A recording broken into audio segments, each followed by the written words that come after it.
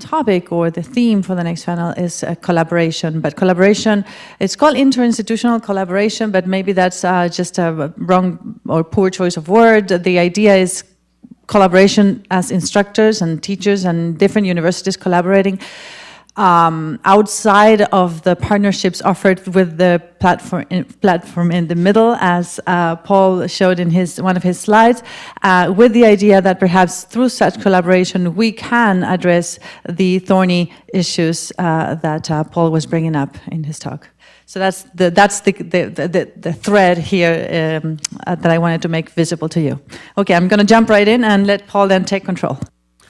Okay, so before we start, two things I want to say. First of all, I just before this panel, this last afternoon segment, I had a brief meeting with the provost of the university, Steve Lerman, and I wanted to explain why he wasn't able to make it earlier today. And the reason is, you may have noticed, it's Veterans Day as well as being Open edX University Conference Day.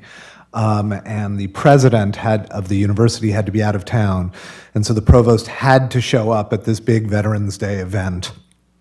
Otherwise, it would have been a big scandal, and so that's why he wasn't here. He actually really wanted to be here because he was one of the people who was very involved in open courseware at MIT and actually had some things to say. So he just wanted me to let you know that it was an institutional imperative that forced him to stay away. Secondly, I want to thank you all for being here. I, as a law professor who does socio-legal scholarship, go every year to a conference called the Law and Society Association annual meeting. And one of the foremost socio-legal scholars, Austin Sarrett, always shows up at the panels on Sunday morning, and he points out that there's a special place in heaven for the people who come to Sunday morning panels. And similarly, the people who come to the 4:15 panels on a day also get a special place in heaven. So thank you for sticking it out for our last panel on interinstitutional collaboration. And I'm really interested to hear what the panelists have to say and what you all have to say in discussion, because my experience is this is really hard, and it's much harder than it should be. Like, just getting interdepartmental collaboration within a university seems almost impossible sometimes. And what's funny is every university says it wants to do it, right? So if you look at the strategic planning documents, the ones that are on the websites of almost every university in the country, they talk all about interdisciplinary collaboration. All of them, almost all of them. And yet, because of research incentives, because of teaching loads and how they work, because of different departmental social norms, because of structures of pay, all of those kinds of bureaucratic realities, it is almost impossible to get much interdisciplinary collaboration going, at least in the teaching space. In the research space, it sometimes happens, because you sort of jointly apply for a grant somewhere and you get it, and then you have a structure for doing it.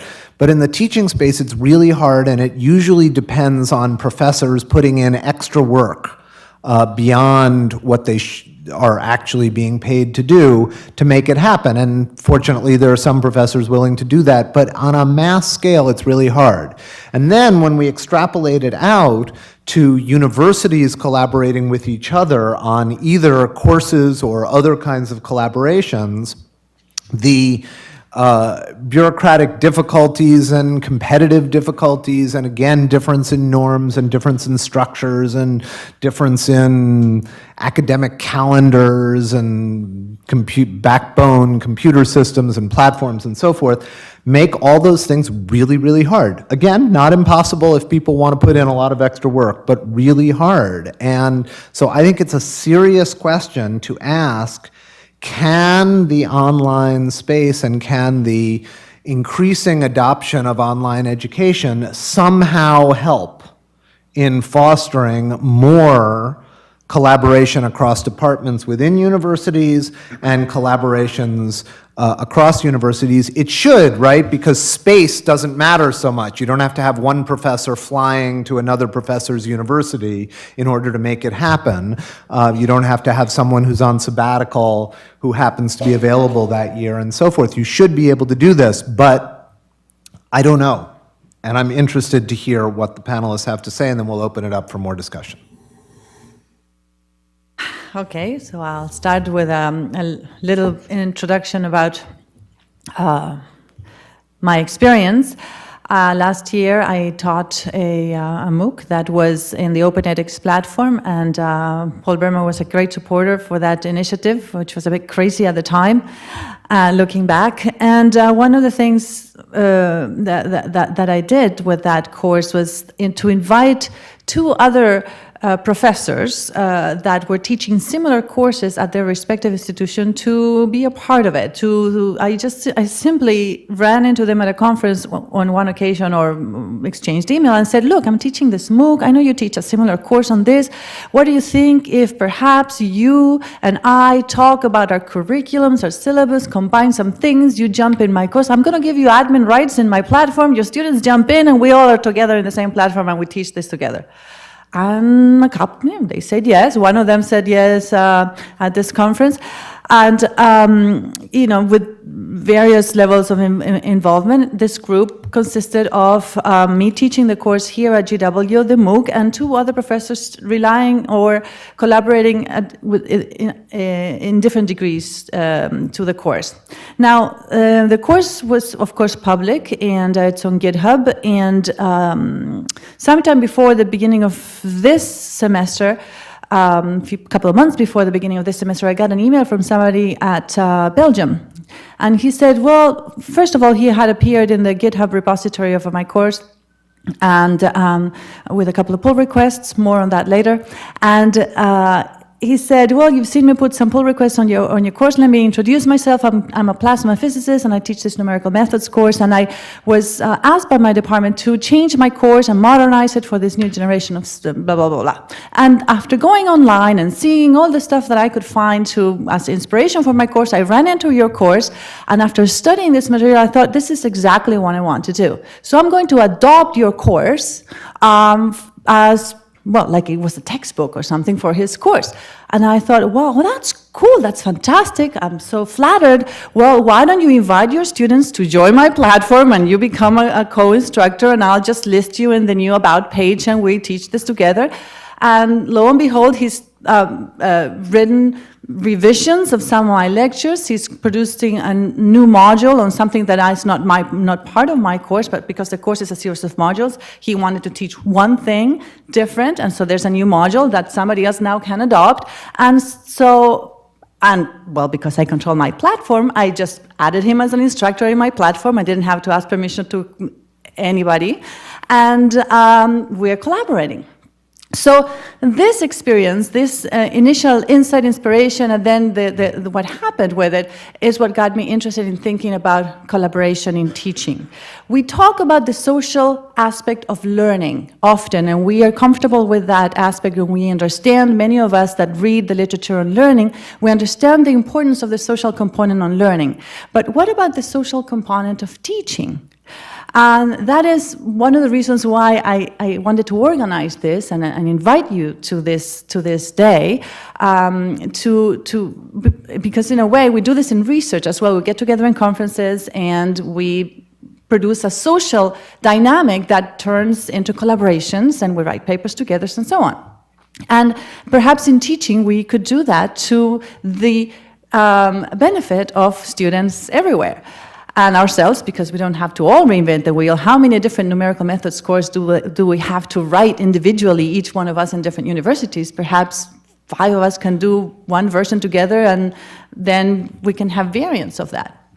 And because I'm also a software person, I'm very much into open source, and I'm a computational scientist and have been developing research software in my research, the research aspect of my job. I made a connection there as well with what we do in open source software. So how many of you are familiar with GitHub, the platform GitHub? Good. Almost everybody. So this is then you're going to understand my next point. GitHub. Why is GitHub so powerful in open source and such a good platform, and we love it? I believe that it did something to organize us for collaboration. It became a tool of connection between us by giving us a taxonomy, a language that allowed us to organize this collaboration. So you submit an issue, that means something. The person that receives an issue on their software knows that you're making, it's a request. You, as the owner of the open source software, can accept or not accept that request. It's grounded in the theory of speech acts, if you think about it a little bit more philosophically, and I don't want to get there. But there's some speech acts there that have been classified. You submit a pull request. What is that? I've made some work for you, and I'm asking you to take my work and merge it into your project. And there's a contract that happens when the person that owns that software says, I'm going to merge your pull request. I like what you did, or perhaps, no, I don't like it. It's not ready. And I put a comment in that pull request, and I said, well, I would like to merge it. It's a good idea, but you're not following the norms that I have for my code, because I import libraries in this way, and so if you want me to merge your contribution, it needs to abide to my style rules. And so the other person may say, no, I don't want to abide by your style rules, and that's it. Or may say, okay, I'm going to make those changes. I'm going to abide by your style rules, and I update the pull request, and then suddenly the pull request gets merged. All of that process that people that use GitHub have become accustomed to is a form of negotiation and coordination that has been of great value to collaboration in the open internet. And what I want to see is that also happening in teaching. Maybe we have to come up with certain rules on how we share educational resources and so on. Because OpenCourse was MIT OpenCourseware was a tremendously important development in the history of education. But that was released in 2001, and there's a lot of open educational resources, and I heard this from Stephen Downes, but when he criticized, saying, well, there's tons of OER, but there's very little reuse. There's very little remixing. One issue, of course, is the copyrights, and if we release things as Creative Commons, allowing people to reuse, that might be encouraged a little bit more. But another issue is the facility with which we can combine things, and the lack of that social dimension, that social connection that GitHub as a platform provides the open source project that we could create through, I believe, imitating some of the dynamics of open source software in our open education future. Great. So I'm John Mitchell. I'm at Stanford. I want to say a little bit about Paul's talk that came before this. First, I thought I'd just preface that with some comments about the open source movement and thank our hosts here. So I made the decision at some point at Stanford to drop our independent engineering effort to develop our own platform and to team and to work on the OpenEdX code base as part of an arrangement in which the code base was made open source at that point.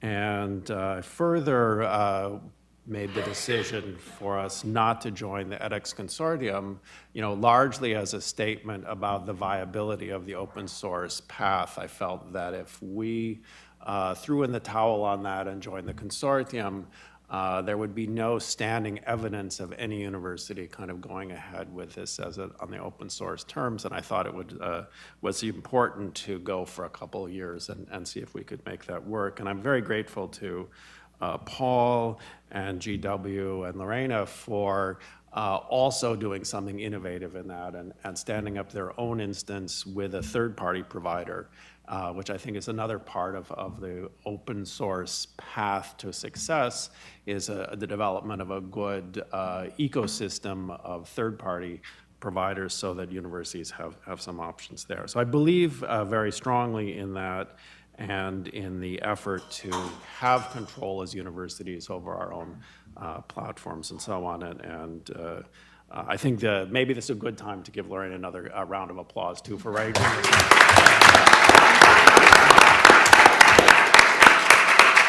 Really being a motivating force around the day here.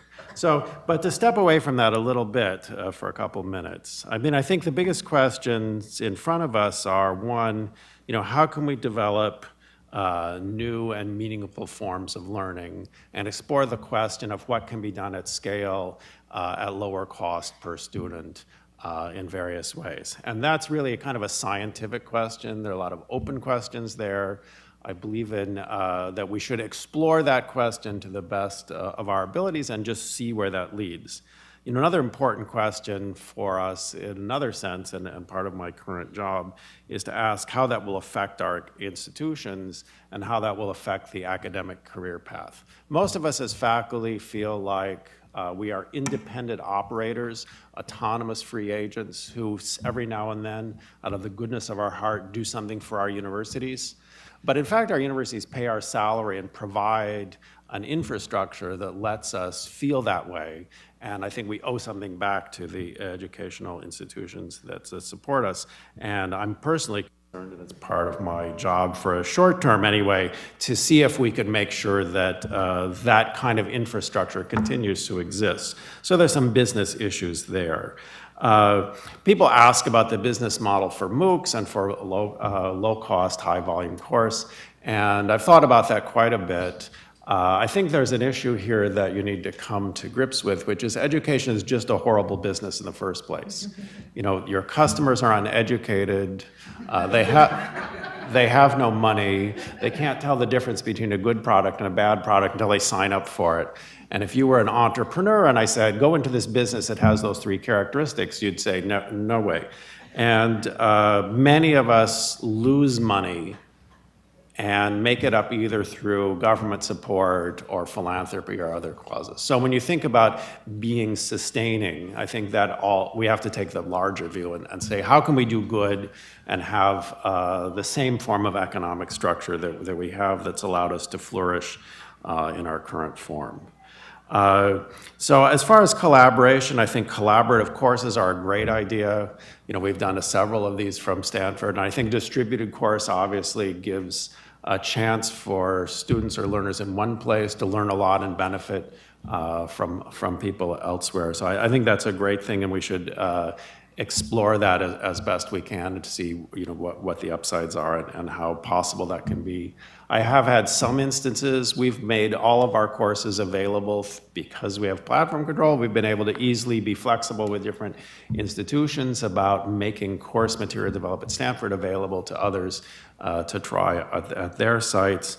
I have a former student who teaches at an institution in Australia, not yours, who thought she would like to make a career of offering Stanford cryptography and security courses in her institution. She was told by that administration, no, we only want our courses taught to our students. And so there are some number of issues there about that I think are in large part based on the concern that institutions have about their survival, their business model, which of course is just what it is. I think it's really important to have collaboration on platform, collaboration on research is the only way we'll understand all of these things and to understand best practices. I think to end with two smaller points that I think are I may have a different view than others. So far, I see no evidence that education is a national monopoly. There really hasn't, over the last 3 years, things haven't played out in any way like the emergence of online music sharing and marketing or social networking. There was some thought that there could be one dominant platform and that would be announced and that would be dominant and control the market.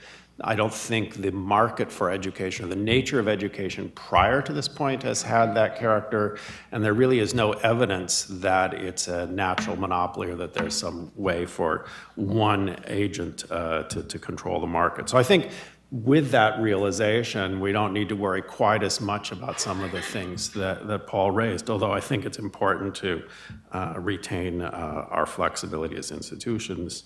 And I also think that there's plenty of evidence that there's value in the market for educational products, to speak that way for a minute, in differentiable brands, just the way there are for blue jeans. You can buy blue jeans for a low price or for a high price. It's pretty much the same denim. It kind of looks sort of the same unless you look really, really closely and you happen to own one of those brands. And I think education also has that character that people want different kinds of educational experiences with different sort of brands associated with them so they can define themselves or express themselves or associate and identify with those different institutions. So there are characteristics about the market that I think will prevent us from the kind of doomsday sort of scenario you sketched out. And so I'm basically optimistic. I think we should go forward and do the best we can to educate as many people as we can effectively. And I'm a little bit cautious on behalf of our university and others, but the truth will come out, and the sooner we get there, the better. Hi, I'm John Zornig. I'm the director of UQX at the University of Queensland in Australia. I think collaboration is important because no one institution or instructor can keep up with everything that's happening in such a rapidly evolving field as MOOCs. It's something that's moving at internet speed and developing at a phenomenal rate. When UQX joined edX, I wasn't the director. Phil Long was the director, and I was the technical lead. I'd been involved in some open source projects for a few years before that, particularly Drupal, so I knew how a really good open source project could build a community and was totally based on collaboration and trust between developers and could achieve really great things. And Phil was a big believer in that as well, and also a big believer in open access to resources. So we started off the project with the philosophy that all the courses would be released as Creative Commons and that we would collaborate on the platform with edX. And my first day at edX was when the Stanford team were there introducing themselves and joining the effort. So that was really fantastic. But once Phil left, I fell up into the role of director, and so I've got wider concerns, and one of the first things I wanted to do was move collaboration out of just being the technical side and providing our content for free, but into collaboration on teaching and higher level things. And one of the first things I saw when I looked out there, and this is over a year ago now, was Lorena's course, and sent off a quick email. You're doing this fantastic collaborative course with these other academics at other institutions, co-teaching it. I want to do the same sort of thing with our projects. How have you done it? And so forth. So I've been driving at UQ for us to be open to this style of collaboration as much as possible. Recently we had a course on climate science denial, and the lead academic there, John Cook, really leveraged a very wide network of academics across multiple institutions. I think he had over 12 academics from 12 different institutions contributing lectures into his course. Collaboration on the global scale just makes a course that's entirely different to what a single academic could ever hope to deliver. Recently, UQ has agreed with Cornell University to co-produce a MOOC which will come out next year. And we see this as something that we might learn an awful lot from, very challenging because we have to actually get our MOOC development teams working together. We're on opposite sides of the planet with no single hour of the business day in common. So hopefully, fingers crossed, something fantastic will come out of it, but we're really challenging our teams at both institutions on that. But I think the benefit for learners will be enormous. Can I ask you just to chime in just a minute on that project? How are the professors being incentivized to do it? Right, well, it originated with the professors. So the professor at Cornell, whose project it is, invited a professor at UQ to just contribute one lecture, I think, originally. And I heard via a rumour about 6 months ago that, oh, there's someone at UQ I heard is contributing to a Cornell MOOC. And I thought, this is my opportunity. So I was 6 months of negotiation, and we've raised our contribution from just an academic contributing to someone else's course to the two institutions collaborating, all of our MOOC development teams working together on a bigger project, which I think has a lot more benefit. At the next level up, we've been in conversation with TU Delft, Timo here, for some time about our institutions already have a student exchange agreement. So, you know, we trust each other at the institutional level to some degree, but how can we leverage the fact that we're both in edX and both producing MOOCs to extend our collaboration to higher level things like X series, credit, integrated MOOC programs, all of that sort of thing that's really built upon institutional trust more than just trust between academics. So all of that's in the possible future. I really believe that MOOCs are creating a new global form of higher education, and the role of a single institution will change. Those that learn to collaborate will be part of this new global movement, and those that stand alone will not. Thank you.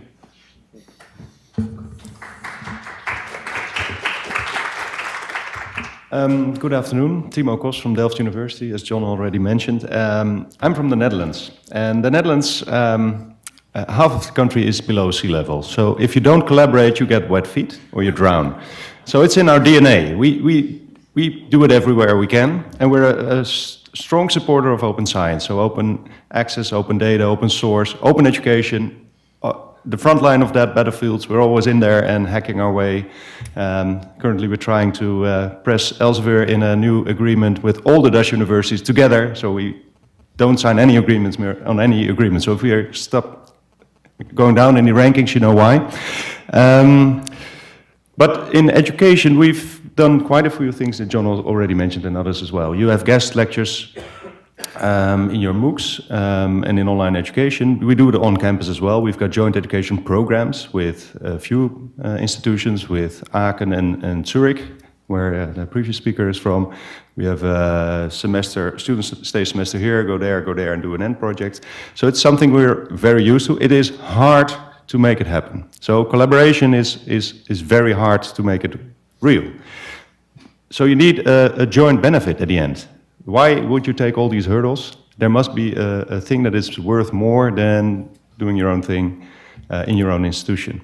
But if you look around, everybody here, who's done an inter-institutional collaboration in research?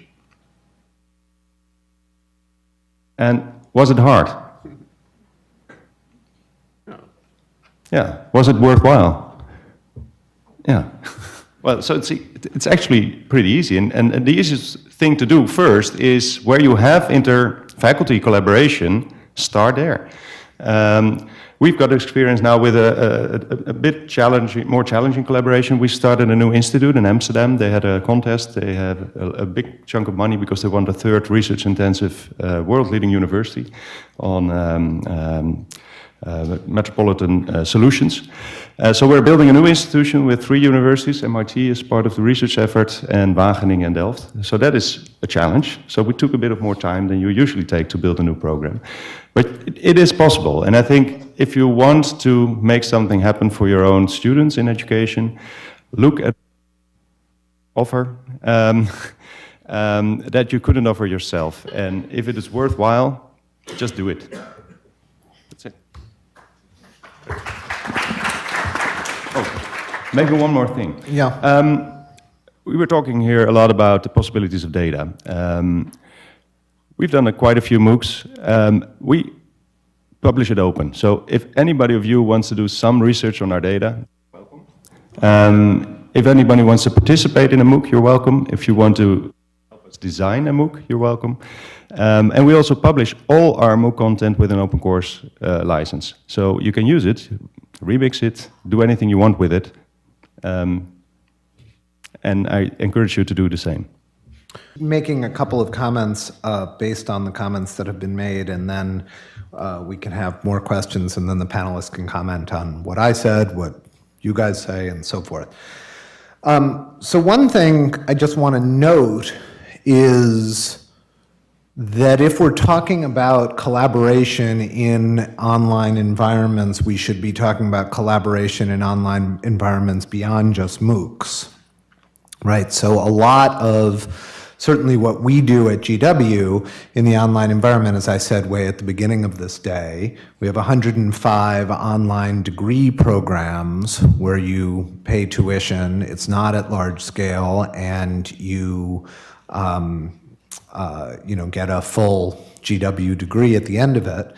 And so I guess one of my questions about interinstitutional collaboration is it's a little easier to do it when you're talking about a MOOC if the MOOC is seen by the institution as kind of an add-on thing that we do in addition to what we really do. Because then, we can sort of make ad hoc kind of arrangements for dealing with those. I think it's harder when you start having it be something that's integrated into your curriculum in a more direct way, because then it runs into some of the brand differentiation issues that John was talking about. And I thought it was interesting in your examples of schools using each other's materials, your examples were other schools using Stanford's materials, not Stanford using other schools' materials, presumably because you're worried about brand differentiation if you use other schools' materials. No, I just am not in the loop. If somebody wants to use something else, then they don't ask my permission. It's just granting stuff.